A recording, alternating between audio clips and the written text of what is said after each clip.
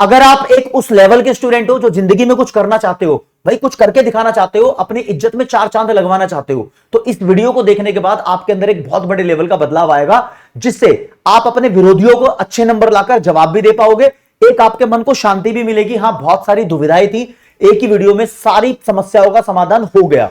बस मैं चाहूंगा कि आप एंड तक सारी बातों को समझें, और बहुत सारे एवरेज स्टूडेंट्स भी इस वीडियो को देख रहे होंगे, उनके अंदर तो डबल सुधार आ सकता है। बस बातें आपको माननी है। भाई साहब, वो टिप्स बताऊंगा जिसमें कॉमर्स का स्टूडेंट्स बहुत अच्छे नंबर स्कोर कर सकता है, अपने डिजायर्ड रिजल्ट्स को अचीव कर सकता है। सभी सब्जेक्ट के बारे में बात करेंगे।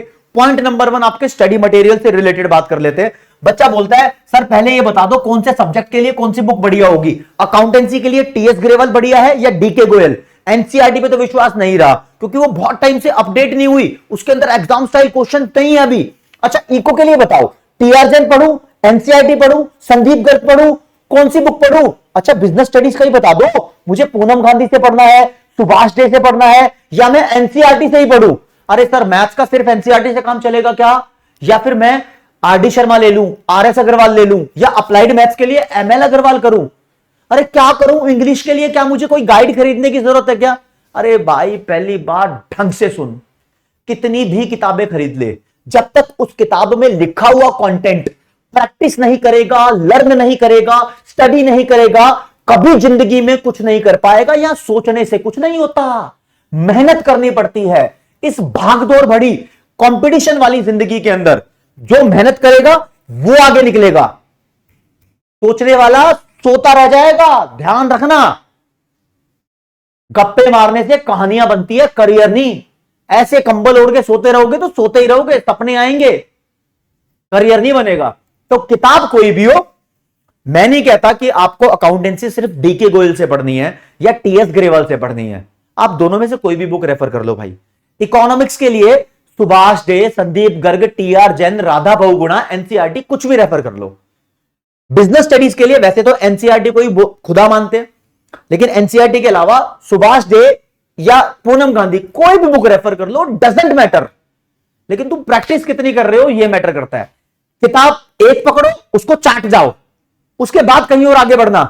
मल्टीपल किताबों के चक्कर में मत पढ़ना। पॉइंट नंबर 1 ध्यान में रख लेना, किसी एक सोर्स के पीछे रहना है, उसको पूरा चाटना है। क्योंकि अकाउंट्स में 100 में से 100 नंबर डीके गोयल से पढ़ने वाले बच्चों के भी आए हैं, टीएस ग्रेवाल से पढ़ने वाले बच्चों के भी आए हैं, और हमारा भी अपना पीडब्ल्यू का कंटेंट होता है, उससे पढ़ने वाले बच्चों के भी आए हैं। तो कंटेंट तो सभी ऑथर्स का अच्छा है यार। तुम किसी का नाम मत खराब करो, तुम बस पढ़ाई में विश्वास करो। ऐसा मत बोले यार टीएस से नंबर नहीं आए मेरे, डीके से नंबर आ गए। सबसे नंबर आए हैं सबके, ठीक है। दूसरा पॉइंट आता है हाउ टू मेक नोट्स। देखो, एक टॉप करने की खास बात होती है, बच्चा पढ़ता है, क्लास लेता है, लेकिन जो जिसके पास नोट्स होते हैं उसको ज्यादा एडवांटेज होता है। अब नोट्स में दो बातें आती हैं। कभी कभी तो आपका टीचर आपको नोट्स प्रोवाइड कर देता है, और कभी कभी टीचर नोट्स प्रोवाइड नहीं करता। तो दोस्तों, हाथ से अपने पेन से बनाए हुए नोट्स ही आपके सबसे ज्यादा काम में आते हैं। फॉर एग्जाम्पल, मैं अपनी क्लासेस के नोट्स आपको प्रोवाइड करता हूं, हैंड रिटन नोट्स प्रोवाइड करता हूं, लेकिन वो ठीक है, वो एवरेज, अबव एवरेज, शायद वो तुम्हें टॉपर भी बना दे। लेकिन नहीं दोस्त, जब तक आप उसको अपने हाथ से लिखोगे नहीं, तब तक तुम्हारे चांसेस नहीं बढ़ेंगे। तो कहते हैं ना, रिवीजन करो, रिवीजन करो, रिवीजन करो। अरे रिवीजन करना क्या होता है? मैंने आपको नोट्स दिए हुए हैं, आप उस नोट्स को पेन से अपनी कॉपी में उतारो, ये रिवीजन होती है, ये फर्स्ट रिवीजन होती है। और आजकल तो रिवीजन का तरीका ही बदल गया है। आजकल देखो अप्रोच कैसी बदली है, बच्चों में वो टेस्ट भी डेवलप हो गया, और वही सही टेस्ट है। पहले क्या होता था, जब पेपर आते थे ना, तब बच्चे पूरे कोर्स को रिवाइज करते थे, और वहां मेन इंपॉर्टेंट क्वेश्चन करके जाते थे। लेकिन अब बहुत अच्छा ट्रेंड है, तभी पूरे में से पूरे नंबर आ रहे हैं बच्चों के। बच्चे क्यूमुलेटिव रिवीजन करते हैं। क्यूमुलेटिव रिवीजन का मतलब होता है, एक चैप्टर किया, इसको रिवाइज कर लिया, फिर दूसरा चैप्टर किया तो रिवाइज मैंने पहले वाले को भी किया, दूसरे वाले को भी किया, फिर तीसरा चैप्टर किया तो पहले, दूसरे, तीसरे, तीनों चैप्टर को रिवाइज किया। इससे क्या होता है, जैसे जैसे चैप्टर बढ़ते चले जाते हैं, तो पहला चैप्टर अगर मेरा पहले आधे घंटे में रिवाइज हुआ था, फिर 15 मिनट में, फिर 5 मिनट में, अरे प्रीवियस चैप्टर्स को रिवाइज करने का टाइम कम होता चला जाता है, और कॉन्सेप्ट भेजे के अंदर घुसे रहते हैं, रिटेन रहते हैं, भूलता नहीं है बंदा। ऐसे ही मैं तुम्हारा भाई नहीं हूं, दोस्त नहीं हूं, एजुकेटर ऑफ इकोनॉमिक्स भी हूं, ध्यान रखना। अब बात आती है हाउ टू राइट आंसर। जमाना बदला, पैराग्राफ का जमाना गया, अब आंसर लिखने का तरीका है भाई साहब आप अपने आंसर को पॉइंट वाइज लिखो, ये बहुत लोग बता चुके हैं। अच्छा अच्छा अच्छा अच्छा अच्छा, इस क्वेश्चन में थोड़ी दुविधा रह गई, अभी आता हूं वापस इस पे, पहले से भी ध्यान रखो। अपने आंसर को हमेशा पॉइंट वाइज लिखने की कोशिश करो। ये थ्योरी वाले सब्जेक्ट की बात बता रहा हूं मैं आपको, चाहे वो बिजनेस स्टडीज हो, इंग्लिश हो, इकोनॉमिक्स हो, आप पॉइंट वाइज लिखोगे। उस पॉइंट में भी हो सके तो हेडिंग बनाओ, हेडिंग बना के उसकी डिटेल प्रोवाइड करो जितना हो सके वैसा। जब बच्चा सोचता है यार मेरे को तो पेपर की बहुत अच्छी प्रेजेंटेशन देनी है, मैं तो पेपर में डायग्राम, फ्लो चार्ट, फलाना ढिमकाना क्या क्या बना के आऊंगा, ना तो डायग्राम ना फ्लो चार्ट, किसी भी चीज के नंबर नहीं होते। तुम्हारा आंसर सही है तो कोई माइकलाल तुम्हारे नंबर नहीं काट सकता। बस हाँ ये है कि तुम्हें लग रहा है कि तुम्हारा पेपर कंप्लीट हो गया है, तो थोड़ा थोड़ा स्पेस पेपर में छोड़ते चले जाओ, और पेपर कंप्लीट होने के बाद आप वहां फ्लो चार्ट, डायग्राम के लिए जो स्पेस छोड़ा है उससे अपने पेपर को और अट्रैक्टिव बना सकते हो। हाँ, कहीं तुम्हें 6 में से 5.5 नंबर मिलने वाले थे तो वो फ्लो चार्ट आपकी प्रेजेंटेशन में 4 चांद लगाकर कहीं आपको 6 नंबर दिला सकता है। डिपेंड ऑन द चेकर, जो चेकर होता है ना उस पर डिपेंड करता है। जो साफ एग्जाम की गाइडलाइन में लिखा होता है कि टीचर को लगता है कि पूरे नंबर देने चाहिए तो वो दे सकता है। वो तभी देगा जब आपने इस तरीके का कुछ वहां पर क्रिएटिव किया होगा, राइट। लेकिन आपका आंसर सही है तो कुछ क्रिएटिव करने की जरूरत नहीं है, ठीक है। अब बात आती है, सर नोट्स की बात कर रहे थे आप, नोट्स बनाए कैसे? मैंने दिए हैं, आप उसको कॉपी कर लो। अगर आप किसी और से भी पढ़ रहे हो कोई फर्क नहीं पड़ता, आप नोट्स को बनाओ थोड़ा शॉर्ट में। जितने शॉर्ट नोट्स बनाओगे उतनी क्विक रिवीजन में हेल्प होगी। और नोट्स को गुच्चड़ मुच्चड़ मत करो, थोड़ा सॉर्टेड रखो, टॉपिक वाइज रखो, ताकि उसको रिवाइज करने में हेल्प मिले। हाँ, ये मैटर नहीं करता यार कि राइटिंग कैसी है नोट्स बनाने में। काफी बच्चे जल्दी जल्दी बनाते हैं, काफी बच्चे सजा सजा के बनाते हैं। अबे भाई, तुम्हारी राइटिंग, तुमने बनाए नोट्स तुम्हारे पल्ले पढ़ने चाहिए, बेचोगे क्या उसको? है बेचना, किसी और को देना, ये तुम्हारा पर्पस नहीं होना चाहिए। तुम्हारा पर्पस होना चाहिए खुद के नोट्स बनाए हैं, खुद के भेजे में घुसेंगे, खुद की रिवीजन होगी, काम 35 खुद के ही काम आएंगे। हाँ, चाहे घर के अंदर कोई छोटा दूसरा भाई भी हो, बहन भी हो, उसको बोल तू अपने नोट्स खुद बना। अब आते हैं राइटिंग भी। भाई बड़ा धमाका मचा हुआ है, कहते हैं राइटिंग अच्छी होती है तो नंबर फालतू मिलते हैं। क्या बोला ताऊ? रसगुल्ले 10 के खुले? अरे समझ नहीं आ रहा, रसगुल्ले 10 के खुले बहरा हो गया क्या? अबे राइटिंग अच्छी होती है नंबर फालतू मिल जाएंगे।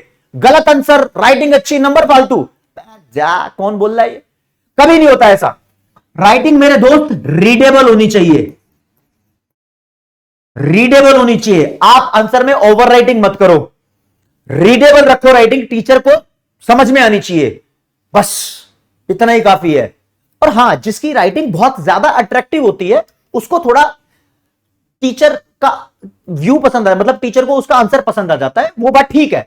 लेकिन जिसकी राइटिंग रीडेबल है, उसने आंसर सही लिखा है, उसको 6 में से 6 ही नंबर मिलेंगे, कोई नहीं काटेगा नंबर।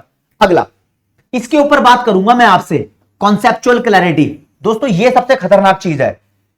अब मैं बताता हूं, एक बहुत पुरानी स्टोरी है, बहुत सारे टीचर्स ने भी इस बात का एग्जांपल दिया है, मैं आपको बता रहा हूं। देखो, एक बंदे ने एक बार घर के अंदर 2 पौधे लगाए, 2 पौधों में उन्होंने बारी बारी पानी देना स्टार्ट किया। डिफरेंस सिर्फ यह था कि एक पौधे में वो जड़ में पानी डालता था, मिट्टी में, वहां से पौधे के अंदर पानी जाता था। दूसरे पौधे के ऊपर वो पानी बिखेरता था ऐसे ऐसे करके, मतलब उसकी पत्तियों पे ऊपर से पानी बिखेरता था, स्प्रे करता था। तो कुछ टाइम बाद, महीने 2 महीने बाद, यह देखा गया कि जिसके जड़ में पानी जाता था वो पौधा तो बड़ा हो गया, खुशहाली से, बहुत अच्छा है। जिसके ऊपर ऊपर ऊपर ऊपर पानी डालता था वो पौधा खराब हो गया, वो अच्छे से नहीं पनप पाया। तो यही तुम्हारे कॉन्सेप्ट्स का है। अगर तुम जड़ से कॉन्सेप्ट करोगे, कॉन्सेप्चुअल क्लैरिटी रखोगे, तो क्वेश्चन की लैंग्वेज भी बदल सकती है।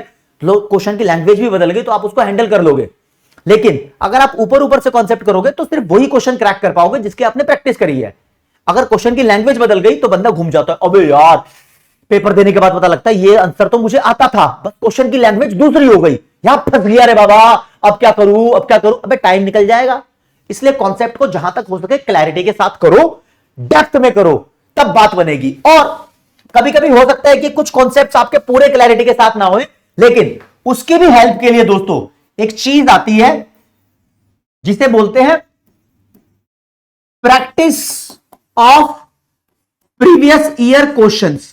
जी हां दोस्तों, प्रीवियस ईयर क्वेश्चन बहुत हेल्पफुल चीज होती है। आप बीते हुए 4 से 5 अटेम्प्ट के क्वेश्चंस को प्रैक्टिस कर सकते हो। इससे आपको आइडिया होता है अपने सब्जेक्ट का कि भाई मेरे सब्जेक्ट के अंदर कौन कौन से लेवल के क्वेश्चन आ रहे हैं, क्या लेवल है, और काफी हद तक 4 से 5 साल के ठीक रहते हैं। अब बात करूं एक एक सब्जेक्ट पकड़ के, अकाउंटेंसी पे ध्यान रखना, कैलकुलेटर का इस्तेमाल मत करना, गंदो कैलकुलेटर का इस्तेमाल करोगे 11वीं 12वीं में तो मेन एग्जाम में फंस जाओगे। अकाउंटेंसी में जब भी तुम क्वेश्चन सॉल्व कर रहे हो तो उसके वर्किंग नोट्स जितने शॉर्ट में हो सके उतने शॉर्ट में बताना, जितने डिटेल में बनाओगे उतना फंस जाओगे, तुम्हारा टाइम लग जाएगा। सबसे बड़ी गलती अकाउंटेंसी में देखी जाती है, कॉन्सेप्ट तो बच्चे को आता है, वो वर्किंग नोट्स बना रहा है ना, वर्किंग नोट्स बनाते बनाते खुद इतना कंफ्यूज हो गया कि उसकी वैल्यू जो उसने निकाली थी वो कहीं और लिख दी। अरे वो 53 को 35 लिख रहा है, मतलब इतना कंफ्यूज हो जाता है। तो वर्किंग नोट्स बनाओ क्लैरिटी के साथ और शॉर्ट में। वर्किंग नोट्स नहीं बनाओगे तो नंबर कट जाएंगे, लेकिन वर्किंग नोट्स एडिशनल बनाने के नंबर कुछ नहीं मिलते, ध्यान रखना। तो वर्किंग नोट्स बहुत जरूरी है, कैलकुलेटर को अवॉइड करना है। अब इकोनॉमिक्स में ध्यान रखना दोस्तों, जब भी टेबल बनाओ या डायग्राम बनाओ, क्वेश्चन में पूछा है टेबल डायग्राम, आप उसको बनाओगे तो उसको एक्सप्लेन करना जरूरी है। आप अगर एक्सप्लेन नहीं करोगे तो टीचर आपसे नाराज हो जाएगा, ये माना जाता है, नंबर काट लेगा। बिजनेस स्टडीज में आप ध्यान रखना कि एनसीईआरटी की हेडिंग बहुत जरूरी है। जो हेडिंग, हो सकता है तुम्हारे पास कोई रेफरेंस बुक हो, लेकिन जो टीचर के पास आंसर की होती है वो एनसीईआरटी से ही बनती है। तो बिजनेस स्टडीज में सबसे ज्यादा इसलिए एनसीईआरटी को रामबाण ऑफ बिजनेस स्टडीज बोला जाता है, सबसे इंपॉर्टेंट वही है। हाँ, बच्चे फिर भी रेफरेंस बुक यूज करते हैं क्योंकि एनसीईआरटी वगैरह में उस लेवल के क्वेश्चन नहीं होते, क्वेश्चन का स्टाइल ईयर बाय ईयर बदलता रहता है। वो एनसीईआरटी के क्वेश्चंस अपडेट नहीं होते, लेकिन कंटेंट तो फिक्स्ड ही रहता है, वैसे ही रहता है। तो आप इस बात का ध्यान रखना, जब भी मैथ्स के सब्जेक्ट के अंदर आप क्वेश्चन को सॉल्व कर रहे हो तो स्टेप बाय स्टेप सॉल्व करना है, और फॉर्मूला जहां भी जरूरत है वहां लिखना है। फॉर्मूला चाहे इको में हो, चाहे अकाउंट्स में हो, चाहे मैथमेटिक्स में हो। एनसीईआरटी ग्रंथ है मैथमेटिक्स वालों को, कम से कम 2 बार एनसीईआरटी सॉल्व करना। उसके बाद अगर तुम आरएस अग्रवाल या आरडी शर्मा करना चाहते हो तो कर लेना, लेकिन एनसीईआरटी कम से कम 2 बार सॉल्व करना। अगर तुम किसी और कॉम्पिटिटिव एग्जामिनेशन की तैयारी कर रहे हो, लाइक जेई नीट वगैरह, नीट तो नहीं, जेई के एग्जाम की तैयारी कर रहे हो तो एनसीईआरटी से बाहर पढ़ने की जरूरत है। लेकिन सिर्फ 12th क्लास में स्कोर करना चाहते हो, 11th में स्कोर करना चाहते हो तो NCERT is more than sufficient. उसके अंदर बहुत सारी इलस्ट्रेशंस भी होती हैं, ठीक है। लेकिन बच्चे अपने कॉन्सेप्ट इंप्रूव करने के लिए, एनसीईआरटी के अंदर भी तो प्रीवियस ईयर क्वेश्चन नहीं है, इसलिए बच्चे आरएस अग्रवाल या संदीप गर्ग कह रहा हूं, आरडी शर्मा से पढ़ लेते हैं, ठीक है।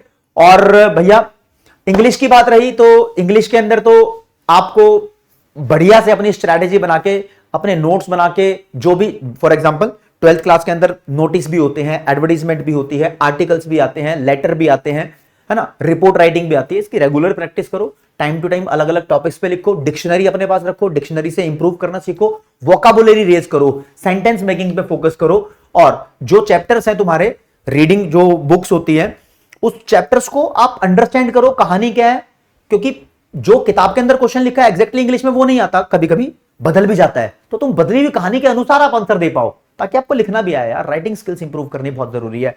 अब बात आती है दोस्त, राज्य प्यार से बोल रहा हूं, मेरे कहने से अपना एक पेन लगा लो, एक पेन लगा लो, चाहे 2 का, 5 का, 10 का, 20 का, 50 का, जो तुम्हारे को पसंद है, उसी पेन से लिखना।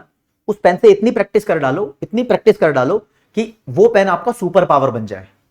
कभी कभी क्या होता है ना, बच्चे एक पेन से लिख रहे होते हैं, फिर दूसरे पेन से, फिर किसी और पेन से, कभी जेल से, कभी बॉल से, फंस जाते हैं। तो पेपर के अंदर जब वो लिख रहे होते हैं आंसर, तो उनकी स्पीड पे फर्क पड़ता है। एक पेन को इतना फ्लो में कर लो, उसका सिर्फ रिफिल चेंज करो, ग्रिप इतनी मस्त हो जाएगी ना कि मजा आ जाएगा। मैं कह रहा हूं ये सॉलिड टोटका है, बढ़िया टोटका है, आपकी स्पीडी चीजें इससे चलती रहती है। तो ठीक है, अभी आपकी कोई दिक्कत, डाउट, परेशानी हो तो कमेंट सेक्शन खुला हुआ है दोस्तों। मैं आपका भाई, दोस्त, educator of economics love Kaushik, हमेशा सदैव आपकी सेवा में तत्पर हाजिर, और आपका प्यार इसी लेवल पे बना रहना चाहिए। पूरे भारत के अंदर अपने चर्चे हैं, ये बॉन्ड बहुत कड़े लेवल का है। थैंक यू सो मच इतने प्यार के लिए, love you all, bye bye.